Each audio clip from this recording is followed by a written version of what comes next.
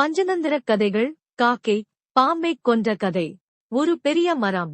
அதில் ஆணும் பெண்ணுமாய் 2 காக்கைகள் கூடு கட்டிக்கொண்டு சந்தோஷமாக இருந்தன. ஒருநாள் அம்மரத்திலிருந்த பொந்துக்கு ஒரு கருநாகம் வந்து சேர்ந்தது. சேர்ந்ததோடு இல்லாமல் காக்கை இடும் முட்டைகளை எல்லாம் ஒவ்வொரு நாளும் காலி செய்து கொண்டு வந்தது.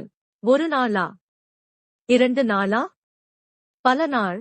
காக்கைக்கு என்ன செய்வதென்றே தெரியவில்லை. கருநாகத்தை காக்கை என்ன செய்ய முடியும்? அதற்காக விட்டுவிட முடியுமா? ஒரு நரியிடம் ஆலோசனை கேட்டது. நரி சரியான யோசனை ஒன்றை சொன்னது. அந்த புறத்தில் அரசகுமாரி குளிக்கிற இடத்திற்குப் போ. அவள் குளிக்கும்போது நகைகளை கழட்டி ஒரு பக்கம் வைப்பாள். அந்த ஆபரணங்களில் பெரியதான ஒன்றை எடுத்துக்கொள்.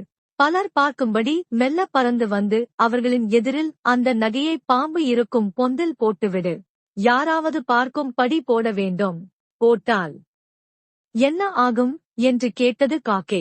போடு முதலில், அப்புறம் பார் என்றது நரி. காக்கை தாமதிக்கவில்லை. பறந்து அந்த புறத்திற்கு சென்று பார்த்தது. அரசகுமாரியின் நகையில் ஒரு முத்து மாலை அதன் கண்ணை உறுத்தியது. அதையே கொத்தி எடுத்தது. அதை பார்த்த அரசகுமாரியின் தோழிகள், காகம் முத்துமாலையை கொத்திக் கொண்டு போகிறது என்று கத்தினர். உடனே சேவகர்கள் ஓடி வந்தார்கள். காக்கை மெதுவாக அவர்களின் கண்ணில் படும்படி பறந்து வந்தது.